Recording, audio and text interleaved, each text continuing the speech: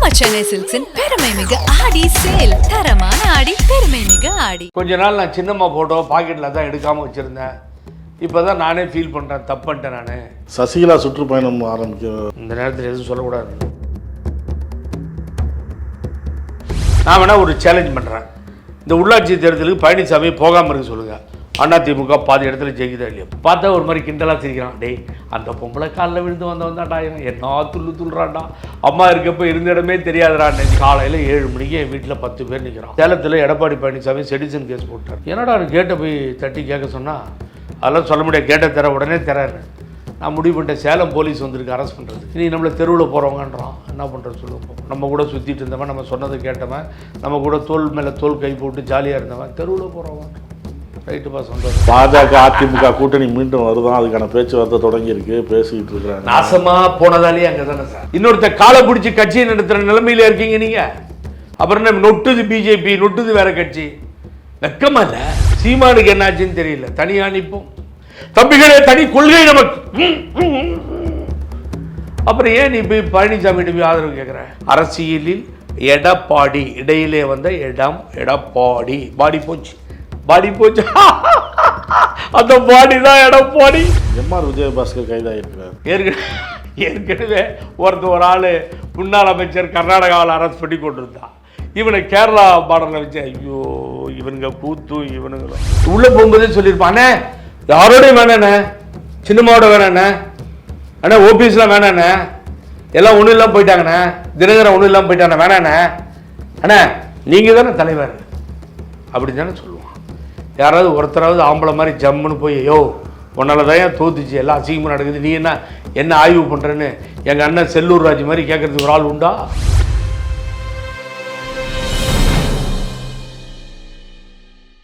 நக்கீரன் நேயர்களுக்கு வணக்கம். இன்று நம்முடன் கருத்துக்களை பகிர்ந்து கொள்ள இணைந்திருக்கிறார் அஇஅதிமுக ஒருங்கிணைப்பு குழுவைச் சேர்ந்த திரு புகழேந்தி அவர்கள். வணக்கம் சார். வணக்கம் ராஜவேலு. வணக்கம். நாடாளுமன்ற தேர்தல் தோல்வி, விக்கிரவாண்டி இடைத்தேர்தல் முடிவு, இதெல்லாம் குறித்து ஆலோசனை பண்ணுறாங்களாம் மாவட்ட செயலாளர் கூட்டத்தில், அதிமுக தலைமை அலுவலகத்தில். மறுபடியும் என்ன திட்ட வைக்கிறதுக்கு இதெல்லாம் வேணும்னே கேட்குற கேள்வியாகவே நினைக்கிறேன். ஏன்னா நீங்கள் தானே அதிமுக ஒருங்கிணைப்பு குழுன்னு சொல்கிறீங்க, உங்கள்கிட்ட அப்புறம் கேட்கக்கூடாது அந்த கேள்வியா? ஒரு தலைமை ஏற்கிறோம், தலைமை நம்ம ஏற்று நடத்துகிறோம். தலைமை ஏற்று நடத்துனதில் என்ன போச்சு, கிட்டத்தட்ட 12 இடத்துல அனைத்து இந்திய அண்ணா திராவிட முன்னேற்ற கழகன்ற ஒரு மாபெரும் இயக்கம் புரட்சித் தலைவர் எம்ஜிஆரால் துவக்கப்பட்டு அம்மாவால் வழிநடத்தப்பட்டு பரிணாம வளர்ச்சிகளில் வெற்றிகளை குவித்த இந்த இயக்கம் ஒரு 3வது இடத்துக்கு போகிறதும் 12 இடத்துல டெபாசிட் போகிறதுமா ஒரு பெரிய கேள்விக்குறிக்கு உள்ளாக்கப்பட்டு விட்டது இல்லையா? அப்படிப்பட்ட இயக்கம். நான் தான் சொன்னேன், உங்களுக்கு ஆட்சி மன்ற குழுவே இல்லைடா, அதெல்லாம் போயிடுச்சு அம்மா காலத்திலேயே. இப்போ இந்த கேண்டிடேட்லாம் அனௌன்ஸ் பண்ணுறாங்களே, ஆட்சி மன்ற குழு ஒப்புதலும்படிலாம் இப்போல்லாம் போடுறதில்ல. கடைசியாக ஒன்றில் போட்டாங்க, மீது எதுவுமே நீங்கள் ஆரம்பத்துலேருந்து எலெக்ஷன் கமிஷனில் நான் கொடுத்த கம்ப்ளைண்ட்லேயே அது இருக்கும். அதை பற்றி கவலைப்படுறதே இல்லை ராஜவேலு. இப்போ ஆய்வு பண்ணுறிய, இந்த ஆய்வு செய்கின்ற நீ யார்? பொதுச் செயலாளர். சரி, நீங்கள் சொன்ன பாயிண்ட்டுக்கே நான் இப்போ வந்துடுறேன். அவர் அங்கே இருக்கவங்களுக்கு சீஃப், அவர் தாங்க தலைமை, அவர் தான். அவர் தானே ஆய்வு பண்ணுறாரு. அப்போ இந்த முழு தோல்வியினுடைய பொறுப்பையும் யார் ஏற்றுக்கணும் ராஜவேலு? எல்லாரும் சேர்ந்து தான் எடுத்துக்கணும். அது இப்படி எல்லாரும் சேருவாங்க? எல்லாரும் அப்புறம் நிர்வாகிகள் தானே, அவர் மட்டும் இப்படி எல்லாருமே பொதுச் செயலாளர். இப்போ நீங்கள் யாரை பொதுச் செயலாளர்னு சொல்கிறீங்க? பழனிசாமியும் சொல்கிறீங்க. அதுக்கு தான் அம்மா ரொம்ப அறிவாய்ந்த தலைவி. என்ன பண்ணுவாங்கன்னு கேட்டிங்கன்னா, வெற்றியும் தோல்வியும் பகிர்ந்து கொண்டவர்கள் தன்னுடைய வாழ்க்கையில். ஆட்சியில் தொடர்ந்து 2 முறை ஆட்சி அமைத்தார்கள் 2016. அப்போ என்ன பண்ணுவாங்க, ஒரு தோல்வி வந்த உடனே கலைஞர் சிஎம் ஆகிறார், திமுக ஆட்சிக்கு வருதுன்னா முழு தோல்வியின் பொறுப்பையும் நானே ஏற்றுக்கொள்கிறேன். அது என்ன என்பதை நான் ஆராய்ந்து முடிவெடுத்து அதை சரி செய்து சொல்கிறேன். ஒரு அறிக்கை வந்துடும். கலைஞர் உடனே அறிக்கை கொடுத்துருவார். உடன்பிறப்புகளுக்கு நீங்கள் ஒத்துழைப்பு கொடுத்து தேர்தல் பணியாற்றியதற்கு நன்றி, இத்தனை % வித்தியாசத்தில் நம்ம தோற்றுட்டோம், ஆகவே வெற்றி பெற்றவர்களுக்கு என்னுடைய வாழ்த்துக்களை தெரிவித்துக் கொள்கிறேன். ஒரு தேர்தலில் கலைஞர் தோல்வியை ஒத்துக்கிறார். இந்த அம்மா குஷ்பு என்ன பண்ணுச்சு, வாய் வச்சுட்டு இல்லாமல் another 5 years people will be the sufferer. ஓட்டர்ஸை சொல்லுது, ஓட்டர்ஸ் சஃபரர். அம்மா ஜெயலலிதா ஆட்சி வந்துடுச்சுன்னு NTTVயில் கொடுக்குது பேட்டி. அதை எடுத்துகிட்டு போய் நான் எக்மோர் கோர்ட்டில் மான நஷ்ட வழக்கு போட்டேன் 500ல். போட்டு எடுத்து சம்மன் ஆர்டரான ஸ்டேஜ் அது. ஆக அப்போது ஓட்டர்ஸை கிரிட்டிசைஸ் பண்ண உடனே விடலை நான். கலைஞர் தோல்வி ஒத்துக்கிறாரு, குஷ்பு வந்து தோற்கடிக்கப்பட்டது மக்கள்னு சொல்லிடுச்சு. அப்போ நீங்கள் ஒரு தலைவர்னால் முதல்ல இந்த தோல்விக்கு எடப்பாடி பழனிசாமி ஆகிய நானே தோல்வியை ஏற்றுக்கொள்கிறேன். வேணா அம்மா சொல்லாத ஒரு வரியை சேர்த்துக்கலாம், என்னுடைய முகத்தை பார்த்தால் யாரும் ஓட்டு போடுவதில்லை. ஆகவே இந்த பல்லை வைத்துக்கொண்டு எம்ஜிஆர் தொப்பியை வைத்துக்கொண்டு நான் தெருவில் வந்தது தப்பு, தோற்றமளித்தது தப்பு, உணர்கிறேன், மன்னிக்கவும். இந்த மாதிரி தப்பெல்லாம் எம்ஜிஆர் தோற்றத்தெல்லாம் இனிமேல் வரமாட்டேன், மக்கள் என்னை பார்த்தா ஓட்டு போட மாட்டேங்கிறாங்கிறது நான் புரிஞ்சுக்கிட்டேன். இப்படிலாம் ஒரு ஸ்டேட்மெண்ட் கொடுத்தா நல்லாயிருக்கும். என்ன ஆய்வு பண்ணுற நீ வெங்காயம்? என்ன ஆய்வு அங்கே நடக்குதுங்க? என்ன ஆய்வு பண்ணுறது? இந்த விஜயபாஸ்கரை பற்றி இப்போ ஆய்வு பண்ணலாமா? தொழிலில் யார் நிர்வாகிகள் யார் வேலை செய்யல, யார் வேலை செஞ்சால் ஒத்துழைச்சாங்களா ஒத்துழைக்கலையா இதெல்லாம் கேட்பாங்கல்ல. என்னென்னு ஒவ்வொரு தொகுதியும் மாவட்ட வாரியாக கூப்பிடுவாங்க. எலெக்ஷன் நடத்தணும், நாடாளுமன்ற எலெக்ஷன் நடத்தணும், யார் ஒத்துழைச்சா யார் ஒத்துழைக்கலை. எனக்கு தெரிஞ்சு அம்மா 1.5 கோடி உறுப்பினர்கள்னு சொன்னாங்க. நாங்கள்லாம் சொன்னோம் 1.5 கோடி 2 கோடியாச்சு, 2 கோடி 2 கோடியே 40 லட்சம் ஆச்சு. அது எங்கேருந்து வருதுன்னே தெரியல. எலெக்ஷன் கமிஷனுக்கு ஒரு பெட்டிஷனை கொடுத்துருங்க, இது கொஞ்சம் லிஸ்ட்டு கேளுங்க. என்ன லிஸ்ட்டு கிடையாது, அது ஒன்றுமே கிடையாது. அப்போ அவ்வளோ பேர் இருந்தாங்களே, 60 லட்சம் பேர் மாத்திரம் எப்படி ஓட்டு போடாங்க? மீதி பேரில் என்ன ஆனாங்க? மீதி பேரில் என்ன சார் ஆனாங்க? எங்கே ஆய்வு பண்ணுறது? நீங்கள் போய் உன்னுடைய தலைமையே சரியில்லை, அப்போ நீ என்ன பண்ணணும்? நான் ராஜினாமா கொடுத்து விடுகிறேன். இந்திய நாட்டினுடைய இந்திரா காந்தியினுடைய பேரனும், இரும்பு மனிதர் என்று அழைக்கப்பட்ட இந்திரா காந்தியினுடைய பேரனும், ஜவஹர்லால் நேரு அவருடைய பேரனும், கொள்ளு பேரன்னு சொல்லுமா அவங்க அப்பா இல்லையா, அவரும் ராஜீவ்காந்தி என்கின்ற முன்னாள் பிரதமர் ஒப்பற்ற தலைவர் மகனுமான ராகுல் காந்தி எப்போ தோக்குதுன்னு எனக்கு தலைவர் பதவி வேணான்ட்டார். அவர் எப்போ ஸ்ட்ராங்காக எதிர்கட்சி வந்துச்சோ எதிர்கட்சி தலைவர் பதவியை கொடுங்கன்றாரு. அவர் லெட்ரு கொடுத்ததோட சரி, மற்றதுலாம் அவர் ஒப்புதலோட தானே செய்கிறதா சொல்கிறாங்க. அதெல்லாம் போய்ங்க. நீங்கள் வந்து என் கண்ணால் பார்த்துருக்கேங்க, அப்படி ஒரு தலைவர் இனி கிடைக்க மாட்டாருங்க. இந்திய தலைவர்களில், இந்திய நாட்டினுடைய தலைவர்களில் புரட்சி தலைவர் எம்ஜிஆர் போல், அம்மா போல், காமராஜர் போல், லால் பகதூர் சாஸ்திரி போல், நேருஜியை போல் அடுத்த ஒரு தலைவனை நீங்கள் பார்க்கணும்னு சொன்னால் அது ராகுல் காந்தியாக தான் இருக்கும், மறந்துடாதீங்க. ஏன்னு கேட்டிங்கன்னா கண்ணால் பார்க்குற சர்வீஸும் இல்லை. அப்போ கூட வரார் ஒரு தாழ்த்தப்பட்ட சமுதாயத்தை சார்ந்த புத்திஸ்டான மல்லிகார்ஜுன கர்கே வரார். கர்கே வர்றப்போ நிறைய ஷால்வு மாலை எடுத்துகிட்டு வராங்க, ஒதுங்குறார் ராகுல் காந்தி, எல்லாம் தலைவருக்கு போடுங்கன்றார். அப்படி தனக்கு மேலே இருப்பவர்களை ஒரு நல்ல நிலையில் வைத்து அழகு பார்க்கக்கூடிய ஒரு ஒப்பற்ற தலைவராக நான் ராகுல் காந்தியை பார்க்கிறேன். அங்கே மாற்று கருத்தே எனக்கு கிடையாது. அதனால தான் மனசாட்சிக்கு விரோதம் எல்லாமே எங்கள் அண்ணன் செல்லூர் ராஜு ராகுல் காந்தி வாழ்கன்னு சொன்னார் இல்லையா? பிறந்த நாளுக்கு வாழ்த்து சொல்கிறாரு. தப்பே இல்லை சார், என்ன தப்பு? அம்பானிக்கும் அத்தானிக்கும் போய் சொல்கிறது தான் முக்கியமான விஷயம். நாட்டில் தலைவர்களை தேர்ந்தெடுத்து சொல்ல வேண்டும், அதுதான் இருப்பார். ஆக இப்போ தலைமை கழகத்தில் ஆய்வு நடக்குதுன்னா முதல்ல நீ ராஜினாமா வச்சுருக்கணும். கீழே இந்த முழு பொறுப்பிற்கும் நான் தான் காரணம்னு எடப்பாடி பழனிசாமி ராஜினாமாவை கீழே வச்சுட்டு, நீங்கள் உங்கள்கிட்ட ஆய்வு பண்ண பின்னாடி முடிவு பண்ணுறேன் நான் தொடர்றது தான் வேணாமான்னு சொல்லி செஞ்சீங்கன்னா அது ஆய்வு. நீ என்ன உட்காந்து கேள்வி கேட்குறது? இன்னொன்று தோல்விக்கு காரணமே நீ தான்யா. அப்புறம் நீ போய் இன்னொருத்தனை கேட்டால் அவன் என்ன பதில் சொல்லுவான்? சொல்லுவான். நியாயமா சங்கம்மா? நியாயமாங்க இது? ஒரு தோல்வியா 2 தோல்வியா? பேசும்போது செல்லூர் ராஜு சொன்னீங்க, அவர் நிர்வாகி ஒருத்தட்ட பேசுகிற ஆடியோலாம் வெளியாகிருக்கு. தோல்வி குறித்து கேட்கும்பொழுது என்ன சொன்னாங்க எடப்பாடி பழனிசாமி அப்படிலாம் கேள்வி கேட்கும்பொழுது அவர் ஒரு வார்த்தை சொல்கிறாரு, நாங்கள் கடுமையாக தான் உழைச்சோம் அப்படிலாம் சொல்கிறாரு. பாதியை மறைச்சிடுறீங்க நீங்கள், அதுதான் வேதனையாக இருக்குது. என்னென்னு கேட்டால் செல்லூர் ராஜு ரொம்ப அழகாக சொன்னார், என்னால் கூட சொல்ல முடியாதுன்னு நினைக்கிறேன்.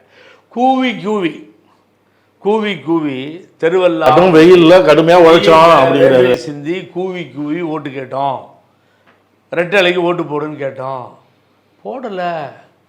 நான் என்ன காமராஜரா? அவர் என்ன காமராஜர் பிறந்தநாள் அன்றைக்கி பேசுகிறார் ஜூலை 15. நான் என்ன புரட்சி தலைவர் எம்ஜிஆரா? நாங்கள் புரட்சி தலைவர் எம்ஜிஆரா? நாங்கள் புரட்சி தலைவி அம்மாவா அப்படின்னு சொன்னால் அப்போ யார் தலைமையின் கீழ் இருக்கார் Sellur Raju? Very important point. I am Poynting out. இப்போ நாங்கங்கிறது எடப்பாடி தான் சொல்கிறாரா? ஐயே, எடப்பாடி சொல்ல, பழனிசாமி சொல்கிறார். எடப்பாடி பழனிசாமியா? எடப்பாடினே பிரிஞ்சிடும். எடப்பாடி பழனிசாமியை சுக்குநூறாக உடச்சி எறிகிறாங்க. நாங்கள் சொல்கிறோம் அப்படின்னா இப்போ இருக்க தலைவரை ஏற்றுக்கலன்னு அர்த்தம். அதுக்கு அதான் அர்த்தம். அதான் அர்த்தம், 100% அதான் அர்த்தம். இப்போ இன்னைக்கு இப்போ நக்கீரன் இந்த பேட்டியை பார்த்தோன்னே இப்போ செல்லூராஜிக்கு ராத்திரி ஃபோன் போய் நாளைக்கு காலையில் நான் சொன்னது வேறு அர்த்தம்னு சொல்ல வச்சுருவானுங்க. அதை விடுங்க, அது அப்படி நடக்கும். ஏன்னா ராகுல் காந்தி தலைவர்னு சொன்னோடனே ராத்திரியெல்லாம் பேசி காலையில் இல்லைன்னு சொல்ல வச்சுட்டானுங்க. அது மாதிரி சொல்லுவாங்க. அதை சொன்னது மாற்ற முடியுமா? ஆகவே அவர் அதை தான் சொன்னார். அதுபடி ஒருபடி மேலே போய் நாங்கள் என்ன பண்ண முடியும், தொண்டர்கள் என்ன பண்ண முடியும், ஓட்டு போட மாட்டேன்றாங்க. அதிமுக கோட்டை மதுரை 3வது இடத்துக்கு வந்துடுச்சு அப்படின்னு ரொம்ப ரொம்ப மனசால் ரொம்ப வேதனையோடு சொல்கிறார் அந்த வார்த்தையை. என்ன அர்த்தம்னா, நீ இருந்தால் உருவிடாது மகனை, உன் பேரை சொல்லி ஓட்டு கேட்டு போனால் மக்கள் ஓட்டு போட மாட்டாங்க, மரியாதையாக வெளியில் போ. கொஞ்ச நாள் நான் சின்னம்மா ஃபோட்டோ பாக்கெட்டில் தான் எடுக்காமல் வச்சுருந்தேன், இப்போ தான் நானே ஃபீல் பண்ணுறேன், தப்பு பண்ணிட்டேன் நான் அப்படிங்கிற மாதிரிலாம் அவருக்கு ஒரு ஃபீலிங் வரும். இல்லை, ஆட்டோமேட்டிக்காக வருது, ஒன்றும் தப்பு கிடையாது. அப்போ நான் என்ன கேட்குறேன், தோல்விக்கு பொறுப்பேற்று முதல்ல இருக்க முதல் கட்டத்தில் நிர்வாகிகளை ராஜினாமா பண்ண சொல்லணும். அப்படின்னா நீ முதல்ல பண்ணணும். பழனிசாமி ராஜினாமா கொடுத்தா அப்புறம் நீ ஆய்வு பண்ணணும். நீதிபதியே இங்கே குற்றவாளி, அவரே என்கொயரி பண்ணால் அது எப்படி சரியாக வரும்? எப்படி சார் சரியாக வரும்? ஏன் விக்கிரவாண்டியில் கேண்டிடேட்டை போடல? 9 நேரம் தானே வித்தியாசம். ஆளுங்கட்சி குறை சொல்கிறாங்க, ஆளுங்கட்சி அதிகார பலத்தை காட்டும். கலைஞர் மகன் அப்படின்னு சொல்லக்கூடிய மு.க. ஸ்டாலின் என்ற முதலமைச்சருக்கு பொறுமையும் கூட கிடைத்திருக்கிறது, கலைஞருக்கு இருக்காது. கலைஞர் அம்மா மாதிரி எதிர்த்துக்கிறதுக்கும் தூக்கி போட்டு பந்தாடுறதுக்கும் தயாரானவர். ஆனால் இவர் பொறுமை நிறையா இருக்குது. நான் பார்க்குறேன் இந்த சீஃப் மினிஸ்டருக்கு. சார், ஈரோடில் மெயின் ரோடில் வண்டி மேலே நின்றுக்கிட்டு ஒத்தைக்கு வாடா, ஆம்பளையாக இருந்தால் வா, தைரியம் இருக்க உனக்குன்னு சொல்லி வேட்டியை வரிஞ்சு கட்டிக்கிட்டு பேசுனது யார்? ஃபில்த்தி லாங்குவேஜில். இந்த எலெக்ஷன் கமிஷன் லூசு பசங்க ஒரு கேஸ் கூட போடாமல் வேடிக்கை பார்த்தானுங்க. நீங்கள் போய் எல்லா அட்டகாசமும் ஈரோட்டில் பண்ணீங்க. ஆளுங்கட்சி இருக்கவங்க பண்ண தான் செய்வாங்க. அதிகாரம் கையில் இருக்குது, மிஷினரி கையில் இருக்குது. நீயும் பண்ண, அவங்களும் காசு கொடுத்ததா சொல்கிறாங்க 5000 ரூபா, நீயும் 2000 ரூபா 3000 ரூபா கொடுத்ததும் சொல்கிறாங்க. 4வது ரோட்டில் ஏண்டா நின்னுன்னு சொல்லி தலையில் அடிச்சுட்டு தென்னரசு காரி துப்பிட்டு வெளியில் போன காட்சியும் பார்த்தோம். ஆச்சா? அப்போது அண்ணன் EVK இளங்கோவன் 1,10,000 வாக்குகள், இங்கே அதிகமாக, அதை விட அதிகமாக வாக்குகள், 123 126 வந்திருக்கீங்க விக்கிரவாண்டியில். ஸோ அதை விட கொஞ்சம் ஜாஸ்தி வருது. நீ ஏன் சார் களத்தை விட்டு கொடுக்குற? பாட்டாளி மக்கள் கட்சி அந்த இடத்த பிடிச்சிச்சே. இப்போ அப்போ 84,000 வாக்காளர்கள் மாறி வாக்கு போட்டாங்களே. அதிமுக தேர்தலை புறக்கணிக்குதுன்னு எடப்பாடி பழனிசாமி சொன்னார். அங்கே இருக்கிற கட்சி தலைவர்கள் இப்போ இவரெலாம் சொல்கிறார், செம்மலெல்லாம் விவாதத்தில் பங்கு இருக்கும்போது சொன்னார், அதிமுக உறுப்பினர்களும் அதிமுக ஆதரவாளர்களும் தேர்தலை புறக்கணிச்சிருவாங்க. புறக்கணிச்சிட்டாங்க. பார்க்கல, 15% வாக்குகள் மாத்திரம் விழுந்தது, 85% போடலைன்னா தேர்தலை புறக்கணிச்சிட்டாங்க. 84% வாக்குகள் விழுந்து 16% வாக்குகள். இதுக்கான விளக்கத்தை சொல்லுங்கள். இப்போ எடப்பாடி தேர்தலை புறக்கணிச்சார், செம்மலையும் இந்த மாதிரி புறக்கணிப்பாங்கன்னு சொன்னார். அதையும் மீறி அங்கே ஒரு வாக்கு கூடியிருக்குன்னா அதிமுக வாக்கு திமுகவுக்கு அதிகமாக போயிருக்குன்னு சொல்கிறாங்க. என்ன காரணம்? அங்கே தான் சார் செல்லூர்ராஜ் நிற்கிறாரு. கூவி கத்தினாலே அவனும் கேட்க மாட்டேன்றான்னு சொன்னது புரிஞ்சிச்சா? இப்போது சும்மாவே இருந்திருந்தா பழனிசாமி தேர்தலில் புறக்கணிங்கன்னு சொல்லாமல் இருந்திருந்தா இது நார்மலாக ஒரு 60-70% ஓட்டில் போய் முடிஞ்சிருக்கும். அதிமுக கம்மியாக. இங்கே தேர்தலில் புறக்கணிங்கன்னு பழனிசாமி சொன்னோடனே உடம்பு சரியில்லாமல் 103 டிகிரியில் இருந்தவங்க கூட எலிஜிபி ஓட்டு போட்டான். நீ மகனை தேர்தலில் புறக்கணி நீ சொல்கிறியா? மகனை நீ இந்த கட்சியை நாசம் பண்ணிட்டு இருக்கிற, டேய் போடுறா ஓட்டுன்னு 85 ஏற்கனவே அந்த மாதிரி 82% 83% போயிடுச்சு. இந்த ஆள் என்ன சொன்னாலும் அதுக்கு எதிர்ப்பாக தான் நடக்கும் தமிழ்நாட்டில். யாரும் ஏற்றுக்கிற மாதிரி இல்லை. ஆனால் நான் உண்மையை தான் பேசிகிட்டு இருக்கேன், தப்பாக பேசலை. கம்முனு வாயை வச்சுட்டு இருந்தா உள்ளாட்சி தேர்தலெலாம் ரெடி ஆகும்னு சொல்லிட்டு இருக்காராம். சார் உள்ளாட்சி தேர்தலில் நமக்கு ஏற்கனவே உள்ளாட்சி தேர்தலை பற்றி தெரியல உங்களுக்கு. மாநகராட்சி எவ்வளோ? அதிமுக 0. நகராட்சி எவ்வளோ? 0. பேரூராட்சி எவ்வளோ? 0. இவர் ரெட்டலையை கையில் வச்சுட்டு பிடுங்கினது. கோச்சிக்காதீங்க இப்படி பேசுகிறேன்னு. ரெட்டையில தலைவர் கொடுத்த சின்னத்தை கையில் வச்சுட்டு இந்த 3 உள்ளாட்சி அமைப்புகளிலையும் 0. 90% வாக்குகளை உள்ளாட்சி அமைப்புகளில் திமுக ஆட்சிக்கு வந்த பின்னாடி வாங்கியிருக்கு. அப்போ எப்படி இங்கிருந்த ரெட்டையில மாறி எங்கள் ஓட்டா மாறிச்சு? பழனிசாமி முகத்தை காட்டியதா. இப்போ வேறு நிறைய செய்திகள் வருது. இப்போ அங்கே மாவட்ட செயலாளர் கூட்டத்தில் சீமானி நாம் தமிழர் கட்சியும் சேர்த்துக்கலாம் அப்படின்னு நிர்வாகிகள் வலியுறுத்துறதாகவும். உண்மையான கேள்விங்க. எனக்கு சீமானை வந்து ஒரு நேரத்தில் நான் ரொம்ப பாராட்டினேன். ஏன்னா சீமான் வாங்கக்கூடிய ஒவ்வொரு ஓட்டும் பாராட்டுதலுக்குரிய வாக்குகள் வாங்கினார். கரெக்ட். காசு கொடுக்காமல் ஓட்டு வாங்குறாரு, பெரிய விஷயங்க. கமலஹாசன் கோயம்புத்தூரில் தோற்றப்போ என் கண்ணில் தண்ணி வந்திருக்கு. 2000 ஓட்டு தோத்துட்டார். ஜெயிச்சிருந்தார்னா 2000 சொச்சம் ஓட்டில் பெரிய சாதனையாகிட்டு இருக்கும். 10 பைசா காசு கொடுக்கல பத்மஸ்ரீ கமலஹாசன். அங்கே நின்று மயூரா ஜெயக்குமார் காங்கிரஸில் எனக்கு சொந்தக்காரர். ஆக்சுவலாக எனக்கு அதை கூட நான் பார்க்கல. அவர் ஜெயிச்சு வரட்டுன்னு நினச்சேன். இல்லாட்டினா ஜெயக்குமார் ஜெயிச்சிருப்பார், பிஜேபி ஜெயிச்சிருக்காரு. You note down, very important. அங்கே போய் நெக் டு நெக் ஓட்டை பிரிச்சிட்டார் கமல். ஆனால் அவர் ஜெயிக்க வச்சுருப்பாங்க அந்த மக்கள் நினச்சா. கொஞ்சம் ஓட்டில் போயிடுச்சு பாவம். இது மாதிரி அரசியல் வந்து சரியாக இருக்கும். இப்போது உதாரணத்துக்கு அதிமுக 3வது இடத்துக்கு போய் டெபாசிட் எடுக்குது. அதிமுக கூட நின்ற கட்சி கேப்டன் விஜயகாந்த் கட்சி, அது விருதுநகரில் போய் கேப்டன் தனியாக நின்று கலக்கின இடம் விருதாச்சலம், ரிஷிவந்தியம் இதெல்லாம். அப்புறம் இங்கே கூட்டணியோட வந்து எதிர்கட்சி தலைவர். இது சரித்திரம். ஆனால் எங்கே போய் சாதனை படைத்தாங்க? விருதுநகரில் போய் லீடிங்கில் போகிறாரு. அந்த தம்பி பிரபாகரன் லீடிங்கில் போகிறார் அவர். அப்படி லீடிங்கில் போன காட்சியை பார்த்தோம். அதுவும் இது கமலஹாசன் மாதிரி கொஞ்சம் ஓட் டிஃப்ரெண்டில் தோற்றுட்டாங்க. அந்த மாதிரி ஏடிஎம்கே எங்கேயாவது நடந்ததா? 39 தொகுதியிலையும் இந்த அலையன்ஸு கொடுத்த தொகுதி போக வேறு தொகுதியில் இது நடந்திருக்கா? ஏன் பழனிசாமி பல்ல பார்த்து யாரும் ஓட்டு போட மாட்டேங்கிறாங்க. பழனிசாமி முகத்தை பார்த்து யாரும் ஓட்டு போட மாட்டேங்கிறாங்க. பழனிசாமி பேசினாவே எகேன்ஸ்டாக போகுது.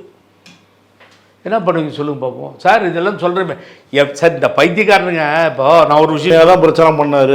பிரச்சாரத்தெல்லாம் குறை சொல்ல முடியாது, எல்லா இடத்துக்கும் போகாமல் இருந்தாலே நல்லது. இப்போ மு.க. ஸ்டாலின் பிரச்சாரத்துக்கு போகல. தமிழ்நாடு முதலமைச்சர் அந்த கட்சி ஜெயிச்சிடுச்சு. இந்த ஆள் பிரச்சாரத்துக்கு போகாமல் இருந்தால் நல்லா இருந்திருக்கும் சார். இந்த ஆள் முகத்தை பார்க்காம இருந்தால் அந்த நீங்கள் கேண்டிடேட்டை போட்டிங்கன்னா ஓட்டு கூடும். இவர் போகிறது தான் பிரச்சனையாக இருக்குது. நான் வேணால் ஒரு சேலஞ்ச் பண்ணுறேன். இந்த உள்ளாட்சி தேர்தலுக்கு பழனிசாமி போகாமல் இருக்க சொல்லுங்கள். அதிமுக பாதி இடத்துல ஜெயிக்குதா இல்லையா பாருங்கள். பழனிசாமி முகத்தை பார்த்தா யாரும் ஓட்டு போட மாட்டேங்கிறான் சார். அங்கே துரோகின்னு குத்தி இருக்குது. பார்த்தா ஒரு மாதிரி கிண்டலாக சிரிக்கிறான். டேய் அந்த பொம்பளை காலில் விழுந்து வந்தான்டா, என்ன துள்ளுறான்டா, அம்மா இருக்கப்போ இருந்த இடமே தெரியாதுடான்னு. இது யார் சொல்கிறான்? மக்களை விட தொண்டர்கள் சொல்கிறான். இப்போ ஏடிஎம்கே ஆஃபீஸில் இருக்க மகாலிங்கத்தை கேளுங்க. அவர் மனசாட்சி தொட்டு சொல்லிட்டோம். மகாலிங்கத்தை பார்த்தா பயந்துக்கிட்டே உள்ளே வந்தவர் ஒரு காலத்தில் எடப்பாடி பழனிசாமி. இன்றைக்கி இந்த தைரியம் எங்கேருந்து வந்ததுன்னு தெரில எனக்கு. தைரியெல்லாம் என் கூட பிறந்தது. எங்கள் அப்பா ஒரு பெரிய தைரியசாலி, நான் தைரியசாலி. நான் எல்லாத்தையும் சந்திப்பேன், அம்மா வழியில், தலைவர் வழியில். இருந்தால் பயந்தாங்குழி சார், பயந்துக்கிட்டே இருப்பான். அதிகம் பேசுகிறதே இல்லைங்க. நீங்கள் அங்கே ஏடிஎம்கே ஆஃபீஸில் யாரை வேணாலும் கேளுங்களேன். அங்கே 2 பேர் பேசிக்கிறான். என்ன தெரியுமா? இவனுக்கு வந்தால் வாழ்வப்படுறா, எல்லாத்தையும் மிரட்டுறான்டா. டேய் எல்லாத்தையும் மிரட்டுறான்டா. ஒரு காலத்தில் நம்மகிட்ட பேசுகிறதுக்கே பயந்துட்டு இருந்தான்டா.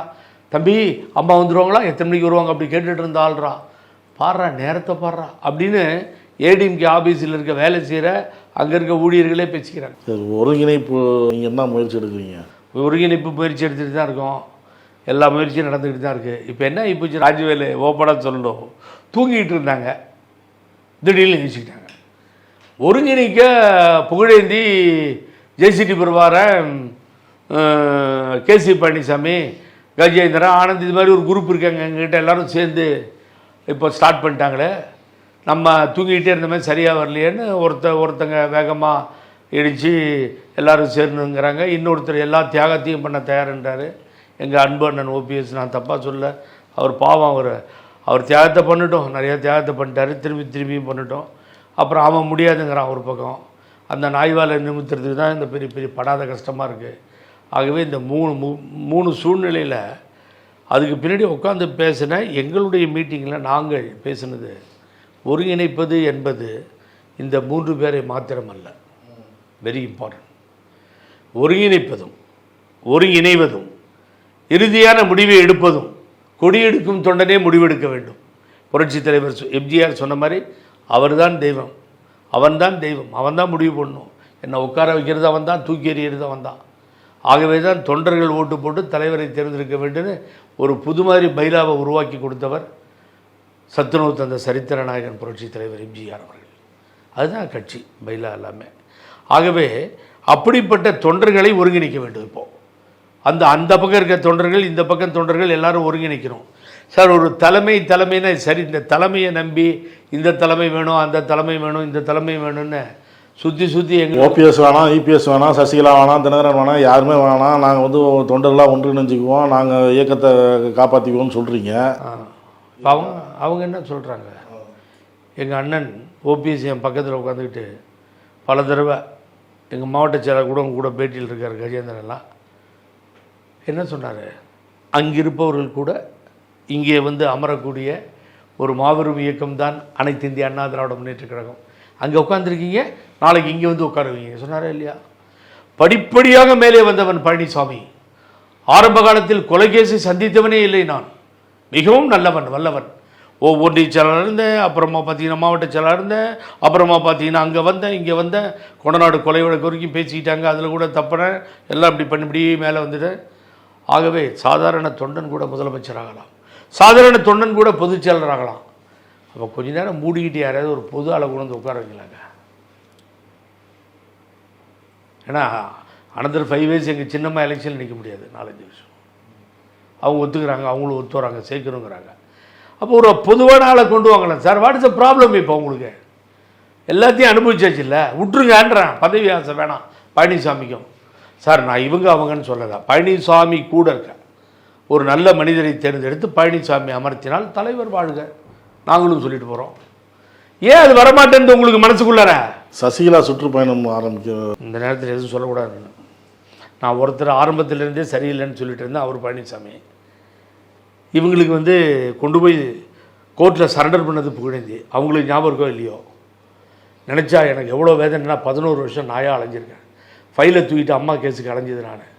4 பேர்த்துக்கும் பிணை கொடுத்ததுக்கு 4 பேரை பிடிச்சி நான் அம்மா, என் ஒய்ஃப் அம்மாவுக்கும் இன்னும் பரத், லட்சுமிபதி, அப்புறமா பார்த்தீங்கன்னா ராஜேந்திரன், ராஜு இப்படின்னு எல்லாத்தையும் ஒருங்கிணைச்சி சொத்து ஹெவி சொத்து வேணும் சார் பிணை கொடுக்கறதுக்கு. எல்லாத்தையும் ஸ்க்ரூட்டினைஸ் பண்ணி என்ன அலைச்சல். லைஃப்பில் தூக்கம் இல்லை ராஜவேலு, யார்கிட்டையும் 10 பைசா காசு வாங்கல ராஜவேலு. அதுக்கான செலவு இருக்குது பாருங்கள். ஒரு ஆள் ஒரு டாக்குமெண்ட்டில் டேக்ஸ் கட்டல, இவ்வளவும் பண்ண. அப்புறமா பார்த்தீங்கன்னா காலையில் 7 மணிக்கு என் வீட்டில் 10 பேர் நிற்கிறான். ஒரு சேலத்தில் எடப்பாடி பழனிசாமி செடிசன் கேஸ் போட்டார் என் மேலே, தேச துரோக வழக்கு. எங்கள் அப்பா 6 தடவை மொழி போராட்டத்துக்கு ஜெயிலுக்கு போனார். பெரியப்பா சுதந்திர போராட்டத்துக்கு ஜெயிலுக்கு போன குடும்பம் என் மேலே தேச துரோக வழக்கு.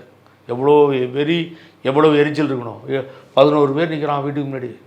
என்னடா கேட்டை போய் தட்டி கேட்க சொன்னால் அதெல்லாம் சொல்ல முடியாது, கேட்டை தர உடனே தரேன்னு. நான் முடிவு பண்ணிட்டேன், சேலம் போலீஸ் வந்திருக்கு அரெஸ்ட் பண்ணுறதுக்கு, கேஸ் பெண்டிங் இருக்குது. ரைட் ஓகே, வெறும் சூட் கேஸ் பேக் பண்ணுங்கள் போகலாம், ரெடி. நான் இது என்னப்பா ஜெயிலுக்கு போகிறது பெரிய விஷயம் பண்ணான், போகலாம் ரைட் அப்படின்னா 1/2 மணி நேரம் போராட்டத்துக்கு முன்னாடி மெதுவாக சொல்கிறான் இன்கம் டேக்ஸுங்கிறான். யோ, இன்கம் டேக்ஸ்னு முதலே சொல்லி தொலைய வேண்டியதாயா நீ போலீஸாக இன்கம் டேக்ஸாக சந்தேகமாக இருக்குது. லோக்கல் போலீஸை போய் கூப்பிட்டு வந்துட்டேன். லோக்கல் போலீஸை கூப்பிட்டு வந்தா லோக்கல் போலீஸ் வந்துடுச்சு. அதுக்கு பின்னாடி வந்தவுடனே திறந்து என் ஒய்ஃபெல்லாம் கவலையே பட மாட்டாங்க. அவங்க வந்து தமிழ் கன்னடா போராட்டத்தில் இந்த கன்னட வெறியர்கள் உள்ளே பூந்து அடித்து ப்ளீடிங் ஆச்சு. இங்கே அடி சார், சின்ன சிலிண்டரை தூக்கி எறிகிறான். அவ்வளோ கெலாட்டா நடக்குது. நல்ல காலம் எங்கள் மாமனார் மாமியார் வந்துருந்தார். சின்ன பையன், இப்போ உங்களை மாதிரி இருப்பான், ராஜவேல் மாதிரி. அவனை தூக்கிட்டு ஓட்டாங்க. போய் கஷ்டப்பட்டு வாங்கிட்டு வந்தோம். அம்மா பிடிச்சி எஸ்எம் கிருஷ்ணா வாங்குவாங்கன்னு வாங்கிடுச்சு முதலமைச்சர். Be careful Krishna, lot of Kannadigas are there இந்த பார்டர்.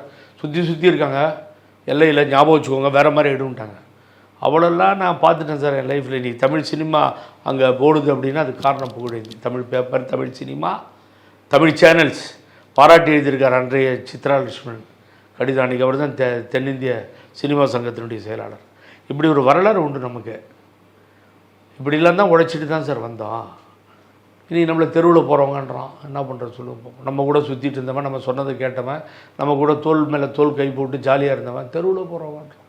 ரைட்டுப்பா, சந்தோஷம். நீங்கள் எல்லாத்தையும் இப்போ எடப்பாடி பழனிசாமி எதிர்க்கிறீங்க, ஓபிஎஸ் கூட வந்து. நானும் ஓபிஎஸ் எதிர்க்கலையே. இப்போ அதுலேருந்து வந்துட்டீங்க வெளியில், அவர் இருக்கட்டும் அப்படின்ட்டு. வேகம் போதில்லை சார் அவர் அண்ணனுக்கு. நான் என்ன தான் பண்ண சொல்கிறீங்க? இப்படியே போனால் நிற்காதீங்கன்னா, தேனியை விட்டு போக வேணாண்ணா, தயவு செஞ்சு போக. உங்களை மாதிரியே தான் சசிகலாவும் ஓபிஎஸும் ஒன்றிணைனும் சொல்கிறாங்க. எடப்பாடி மட்டும்தான் இல்லை சேர்த்துக்க முடியாதுன்னு சொல்கிறாரு. அப்போ ஒன்றிணைனும் சொல்கிற ஏதோ ஒரு இதில் இருந்து நீங்கள் பயணிக்கலாம். தனியாக வந்துட்டீங்க. இப்போ அவங்க 3 பேர் ஒன்று சேர்ந்துட்டாங்க. சூப்பர் பாயிண்ட்டுக்கு வந்திருக்கீங்க.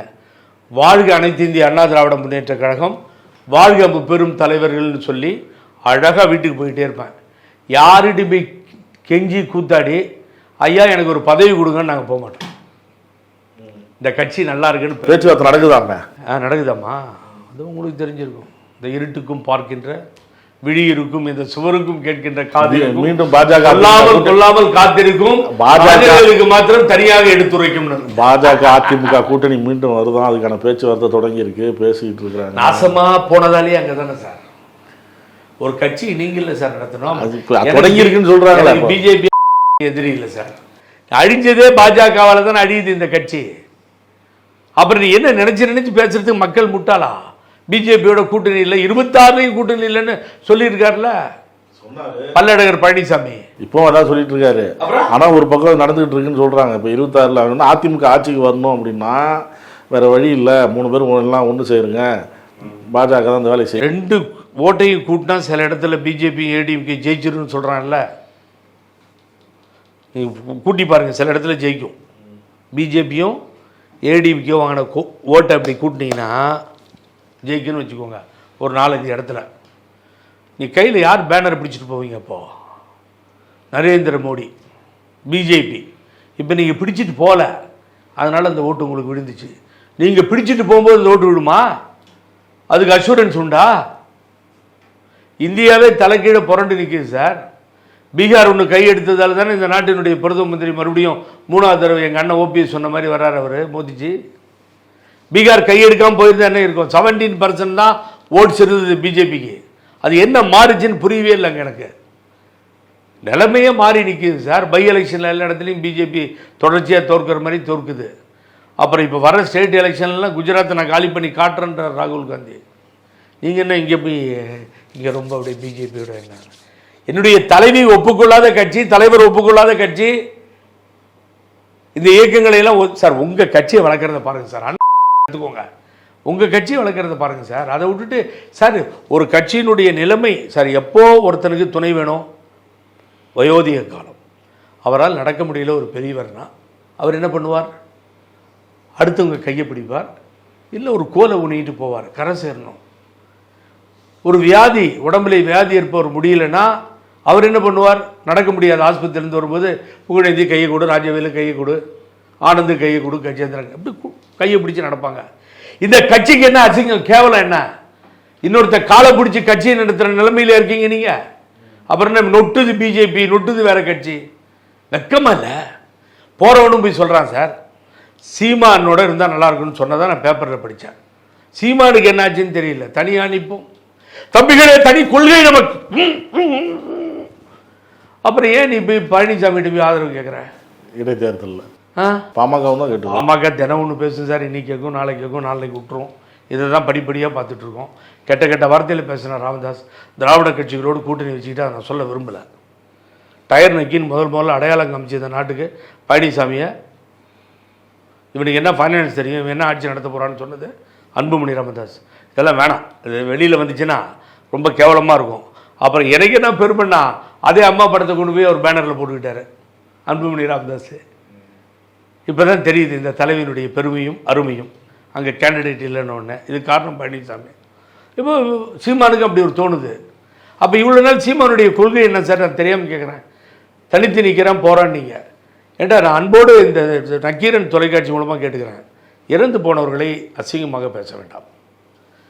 அது பெருந்தலைவர் காமராஜராக இருக்கட்டும், பேரறிஞர் அண்ணாவாக இருக்கட்டும், நம்ம வளர்த்து ஆளாக்கி இந்த மண்ணிலே என்றுமே மறையாத இயக்கங்களாக இருக்க வேண்டும் என்று சுயமரியாதை வித்திட்ட தந்தை பெரியாராகட்டும், அதுக்கு பின்னாடி அவர் அடிக்கடி பேசுகின்ற கலைஞராகட்டும், நான் ஏற்றுக்கொள்ளவே மாட்டேன். உங்கள் தராதரத்திலிருந்து கீழே இறங்கி வராதிங்க. அவர் அன்பு நண்பர். ஒரு பெண் கர்நாடகாவிலிருந்து வந்து கண்ணாபின்னு நீங்கள் பேசினா, எந்த அரசியல் தலைவர்களாவது அந்த பெண்ணுக்கு ஆதரவாக பேசுனாங்களா? இன்க்ளூடட் புகழேந்தி. சொல்லுங்கள் சார். அதை வேடிக்கை பார்த்தோம். அது பர்சனல் பிரச்சனை சீமானது, அதை போக வேண்டிய அவசியம் இல்லை. அப்போ நீங்கள் எதுக்கு இப்போ வந்து செத்து போன தலைவரை பற்றி கள்ளக்குடி அது இதுன்னு சொல்லி நீங்கள் பாட்டு பாடி அசிங்கப்படுத்தினா மக்கள் விரும்ப மாட்டார். அதை அவர் முதல்ல உணரணும். அவர் பெரிய அடி விடும் வருங்காலத்தில். இங்கே போய் கேட்டது, எங்கே போய் கேட்டது? எடப்பாடி பழனிசாமிகிட்ட போகிறது, அவருக்கு ஆதரவு தெரிவிக்கிறேன்னு சொல்கிறது, அவர் இவரை ஆதரவு தெரிவிக்கிறது, இப்படி திருடர்லாம் ஏற்றுக்க மாட்டேன்னு தானே சொன்னீங்க. 13 பேரை தூத்துக்குடியில் சுட்டப்ப என்ன சொன்னீங்க? ஸ்டெர்லைட் ஆலைக்காக தொடர்ந்து போராட்டம் பண்ணீங்களே, அப்போ என்ன சொன்னீங்க? எந்த காலத்துலையும் இவனை ஏற்றுக்க மாட்டான், 13 பேர்த்த சுட்டுட்டான் கொலைகாரன்னு சொன்னீங்கல்ல. இடையிலே வந்த அரசியலில் எடப்பாடி, இடையிலே வந்த எடப்பாடி, பாடி போச்சு அந்த பாடி தான் எடப்பாடி. எம்ஆர் விஜயபாஸ்கர் கைதாகிருக்கிறார், முன்னாள் அமைச்சர். இது என்ன சார் அடிக்கடி இந்த அரெஸ்ட் ஆகிறோம் பூரா கர்நாடகாவில் ஆகிறான் இல்லை கேரளாவில் ஆகிறான்? ஏற்கனவே ஒரு ஆள் முன்னாள் அமைச்சர் கர்நாடகாவில் அரெஸ்ட் பண்ணி கொண்டு இருந்தான். இவனை கேரளா பார்டரில் வச்சு ஐயோ இவனுங்க கூத்தும் இவனுக்கு கொஞ்ச நாள் ஓடிட்டா விட்டுருவாங்களா? அதை டைரெக்டாக ஃபேஸ் பண்ணுறது ஏன் தைரியம் இல்லை? ஏன் இந்த வரமாட்டேங்குது அந்த தைரியம்? அதே நான் இல்லை சார், குற்றவாளி இல்லை, நான் ஃபேஸ் பண்ணுறேன் சார், உள்ளே போடுறதுனா போடுங்க சார், 10-20 நாள் என்ன எனக்கு ஜாமீனில் வரேன், நான் பார்த்துக்கிறேன். ஏன் வரமாட்டேங்குது? இப்போ இவங்க இல்லாமல் நம்ம சுட்டுத்தல்லுன்னு சொல்ல முடியும்? இதெல்லாம் வேறு கேஸு. கள்ளசாராயம் காத்துனா சுட்டுத்தல். ஆம்ஸ்டாங் தலைவர் கட்சியில் இருந்தவனை பகலில் பதைக்க மக்கள் பார்க்க குழந்தைகள் பார்க்க சுட்டான், கொஞ்சம் வெட்டி கொலை பண்ணுறான், ரொம்ப பார்க்கவே கொடூரமான காட்சி. அவனை சுடுன்னு சொன்னோம், இதெல்லாம் நான் சொன்னது தான். இப்போ சுடுது அரசு, வரவேற்கிறோம். காலை சுற்றின்று ஊழியமே வரவேற்கிறோம். எலக்ட்ரிசிட்டி பில் ஏற்றுது, வேணாம் கம்மி பண்ணுன்னு கேட்குறோம். இதில் உரிமைகள். எம்ஆர் விஜயபாஸ்கர் கைதாக இருக்கிறாரு, முன்னாள் அமைச்சர். நீங்கள்லாம் புகார் கொடுத்தீங்க சில அமைச்சர்கள் மேலே. நான் கொடுத்த புகார் கோர்ட்டில் எஃப்ஐஆர் போட சொல்லி உத்தரவு போட்டு 6 மாதம் டைம் எடுத்துருக்கு டிவிஎஸ்சி, திருப்பியும் 4 மாதம் டைம் கேட்டிருக்கு. காமராஜ் ஊழல் வழக்கு, உணவு மந்திரி பழைய முன்னாள் அமைச்சர். நான் ஒரே ஒரு கேள்வி தான் கேட்குறேன், இதை நக்கீரனில் முடிக்கிறப்போ அந்த கேள்விக்கு மாத்திரம் நீங்கள் பதில் சொல்லிட்டீங்கன்னா வாழ்க அப்படின்னு சொல்லிடுவேன். என்னென்னா, தேடி ஓடி நாடி கர்நாடகாவில் ஒரு அமைச்சர் அரெஸ்ட் பண்ணிங்க, முன்னாள் அமைச்சரை, விருதுநகர்காரரை. இப்போது இந்த விஜயபாஸ்கரை கேரளாவில் போய் அரெஸ்ட் பண்ணிங்க, எல்லாம் கரெக்டு தான், நான் இல்லைன்னு சொல்லுவேன். ஒரு லுங்கியோட எனது அருமை நண்பர் ஜெயக்குமாரை அரெஸ்ட் பண்ணி கொண்டு போனீங்க, அவர் வேணும், திமிரு தான், ரைட்டு, இதெல்லாம் கரெக்டு தான். இப்போ இன்னொருத்தான் கண்ணா பின்னான்னு பேசிகிட்டு இருந்தான், அவனு இப்போ ஜெயிலில் இருக்கான், அவன் ஒரு யூடியூபர் அது இதுன்னு வச்சுக்கிட்டு அவனுக்கும் வேணும் தான். நான் என்ன கேட்குறேன், இந்த கொடநாடை ஏன் சார் விசாரிக்க மாட்டேன்றீங்க? இந்த பல ஊழல் வழக்கு பெண்டிங்கில் இருக்கேன் சார், பல பேர் மேலே ஏன் சார் விட்டு வச்சுட்ருக்கீங்க? அவன் ஏதோ பெரிய வள்ளல் மாதிரி, கோயிலை இடிப்பவன் சாமி போல அப்படின்னு ஒரு வரி வரும். அது மாதிரி அவனுங்க வீரமும் பந்தாப்பும் இதுவும் பார்த்தா பழனிசாமி ஏதோ உத்தம புத்தர் மாதிரி நடிக்கிறாரு. இந்த கவர்மெண்ட் வேடிக்கை பார்க்குது. இன்னொரு சஸ்பென்ஸ் சொல்லட்டுமா? இதை பார்த்தா முதல்வர் ஆச்சரியப்பட்டுருவார், புகழேந்தி எங்கடா கணக்கு போடுறாருன்னு. அவர் போடுறது வேறு கணக்கு, எனக்கு தெரியும். மாண்புமிகு முதல்வர் ஸ்டாலினும் சபாநாயகர் அப்பாவு அண்ணனும் 2 பேரும் ஏதோ எடப்பாடி பழனிசாமி சட்டமன்றத்துக்கு வந்தாலும், நடக்கிற அரசு விழாவுக்கு வந்துட்டாலும் இவன் ஏதோ ராஜராஜ சோழன் வந்த மாதிரி நினைக்கிறாங்க சார். நாங்கள் அங்கே இடத்துலலாம் இருந்தேன்னா உடம்பு கூசு, இது மாதிரி ஒரு திருட்டு போய் உள்ள வரானேன்னு சொல்லி. ஆனால் இவங்க பெருமையாக நினைக்கிறாங்க, சட்டமன்றத்தில் எதிர்கட்சி தலைவர் வந்தாவே இந்த நாட்டினுடைய ராஜராஜ சோழன் மன்ன வந்த மாதிரி நினைக்கிறாங்க. நினைக்காதீங்க சார், ஃப்ராடு சார், மக்கள் ஏற்றுக்கல சார். இருக்கிற கேஸ் எல்லாம் போட்டு அரெஸ்ட் பண்ணி கொடநாடையும் சேர்த்து உள்ளே தூக்கி போடுங்க. எதிர்கட்சி தலைவரை மதிக்க தானே வேணும், அவங்கள போய் மதிக்க வேணும். எவ்வளோ பேர் சார், அது தப்பு. ஓபிஎஸ்து எதிர்கட்சி தலைவர்னு யார் எழுதி கொடுத்தா? யார் சார் எழுதி கொடுத்தா? எஃப்எம் பிஃபார்ம் போடுற அதிகாரம் பாதி 50% இந்த ஓபிஎஸ் எழுதி கொடுக்குறாரு சபாநாயகருக்கு. எதிர்கட்சி தலைவர் எடப்பாடி பழனிசாமின்னு இவரை யார் எலெக்ட் பண்ணா? அவர் எழுதி கொடுத்தா தான் செல்லும். அதை எழுதி கொடுத்து ஏமாந்து போய் நிற்கிறார் அவர். This is the fact. என்ன கிழிச்சி சார்? நான் ஒன்று சொல்லிட்டு இருக்கேன், பல பேருக்கு புரியல ராஜவேலு. நான் திரும்பி சொல்கிறேன், 65 சீட்டில் 51 சீட்டு 3ஆம் முறையாக அனைத்து இந்திய அண்ணா திராவிட முன்னேற்ற கழகம் வெற்றி பெற்றிருக்கிறது. பட்டியலிட்டு சொல்லியிருக்கிறார். 1, 2, 3. அம்மா அதை காப்பாற்றி 3 தடவை ஒரு தொகுதியை அதிமுக கோட்டையா மாத்துறது அம்மா இல்லை, இவனுங்க இல்லை சார். இந்த பணம் சம்பாதிச்சிட்டாங்க, அதை வச்சு ஜெயிச்சு வராங்க. இவ்வளவுதானே தவிர நீங்கள் 65 ஜெயிச்சது இவரால் நினச்சிக்காதீங்க, கூட்டணி சப்போர்ட்டில் ஜெயிச்சதும் இவரால் நினச்சிக்காதீங்க. இவரால் ஒன்றும் முடியாது. தயவு செஞ்சு என்னோட பெரிய இந்த பேட்டியிலேயே எடப்பாடி முகத்தை பார்த்தால் மக்கள் ஓட்டு போட மாட்டார்கள். ஆலோசனை கூட்டத்தில் அதான் தெரிவிச்சிருப்பாங்களா? எவன் தெரிவிப்பான்? யார் சொல்லுவா? நாளைக்கு சீட்டு தரணும், எம்எல்ஏ சீட்டு, நாளைக்கு உள்ளாட்சியில் கவுன்சிலில் சீட்டு தரணும். போகும்போதே அவன் அந்த ஆள் கேட்டே இருக்க மாட்டார். உள்ளே போகும்போதே சொல்லியிருப்பான், அண்ணே யாரோடையும் வேணாண்ணே, சின்னம்மாவோட வேணாண்ணே, அண்ணா ஓபிஎஸ்லாம் வேணாண்ணே, எல்லாம் ஒன்றும் இல்லாமல் போயிட்டாங்கண்ணே, தினகரன் ஒன்றும் இல்லாமல் போயிட்டாண்ணே வேணாண்ணே, அண்ணா நீங்கள் தானே தலைவர் அப்படின்னு தானே சொல்லுவான். யாராவது ஒருத்தராவது ஆம்பளை மாதிரி ஜம்முன்னு போய் யோ உன்னால தான் ஏன் தோத்துச்சு, எல்லாம் அசிங்கமாக நடக்குது, நீ என்ன ஆய்வு பண்ணுறேன்னு எங்கள் அண்ணன் செல்லூர் ராஜ் மாதிரி கேட்குறதுக்கு ஒரு ஆள் உண்டா? விழுப்புரம் மாவீரன் சிவி சண்முகமே பொறுமையாக இருக்கிறார், ஒன்றும் புரிய மாட்டேங்கிறாரு. அவர் தான் ஆரம்பிப்பாடுறான், மதுரை சிங்கம் ஆரம்பிக்குது, இது புலி ஆரம்பிக்குது, இங்கே பூனையாக ஆயிட்டார் இவர். ஒருத்தர் வந்து பார்ப்போம், கூட்டணி நெருங்கிற நேரத்தில் கூட்டணி கட்சியாரங்கள் சொல்லுவாங்க தொண்டர்கள் ஒருங்கிணைய வேண்டும், இந்த தொண்டர்கள் தலைவர் வழியில் ஒரு புதிய தலைவரை உருவாக்க வேண்டும்ன்ற நிலைமைக்கு வந்தாச்சு. பார்ப்போம் என்ன நடக்குதுன்னு. கவலை இல்லை. இவங்களா சார் ஒருத்தராவது விட்டு கொடுக்கணும் சார், தியாகம் பண்ணுறேன்றார் எங்கள் அண்ணன் ஓபிஎஸ். ரைட்டு வாமா, என்ன இந்த அம்மா போயஸ் கார்டனில் என்ன பாரிஸில் இருக்குது, நியூசிலாண்டு லண்டன்லேயே இருக்காங்க, அங்கேருந்து போகிறதுக்கு அவருக்கு 10 நிமிஷம் ஆகும். இல்லை அவங்களாவது ஃபோன் பண்ணி வாங்கன்னு கூப்பிடணும். 2 பேரும் சந்திச்சா 2 மினிட்ஸ் டாக் முடிஞ்சு போச்சா. அடுத்து 2 பேரும் சேர்ந்து அங்கேருந்தே ஃபோனை போட்டு பழனிசாமி வரியா இல்லையாப்பா, நாடு பார்த்துக்கிட்டு இருக்கு, நீ வந்தீங்கன்னா பேசி முடிச்சிடலாம், எல்லாம் ஒற்றுமையாக போகலாம், கட்சி நல்லாயிருக்கும்.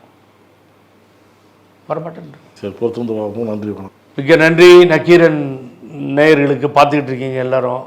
இப்போ நீங்கள் உங்களுக்கு ஒரு புதுசாக ஒன்று தோணும், இவங்களாம் சேர்த்தது மூலிமா ஒருங்கிணைப்புன்னு ஆரம்பிச்சிங்களே அப்படின்னு. நாங்களும் முடிஞ்ச வரைக்கும் எல்லா முயற்சிகளையும் செய்து கொண்டிருக்கிறோம், அதில் மாற்றே இல்லை. நாடெங்கும் பாராட்டுகள் குவிகிறது. எப்படியாவது சேர்த்து வச்சிருங்கன்னு தொண்டர்களும் பொதுமக்களும் அதை தான் சொல்லி கொண்டிருக்கிறீர்கள். தொடர்ந்து முயற்சிக்கிறோம், எல்லாம் நன்மைக்கே நல்லதாக போய் முடியும். அதனுடைய எதிரொலியை வருங்காலத்தில் எல்லோரும் பார்ப்பீர்கள் என்பதை அன்போடு தெரிவித்துக் கொள்கிறேன். அம்மா தலைவர் ஆட்சி அமைய தொடர்ந்து அந்த முழக்கத்தை எழுப்புவோம், வெற்றி பெறுவோம். நன்றி, வணக்கம். நக்கீரன் டிவிக்கு சப்ஸ்கிரைப் செய்யுங்கள். உங்கள் ஆதரவே எங்கள் பலம். ஆசிரியர்களுக்கு நண்பனாகவும் மாணவர்களுக்கு ஆசானாகவும் திகழும் தேர்வு வழிகாட்டி. ஒவ்வொரு பாடத்திற்கும் அனுபவமிக்க ஆசிரியர்களின் துல்லியமான தெளிவான விடைகள். CNC இருக்கு, தேர்வு பயம் எதற்கு? இது தீரன் பப்ளிஷிங் ஹவுஸ் விற்பனை வெளியீடு.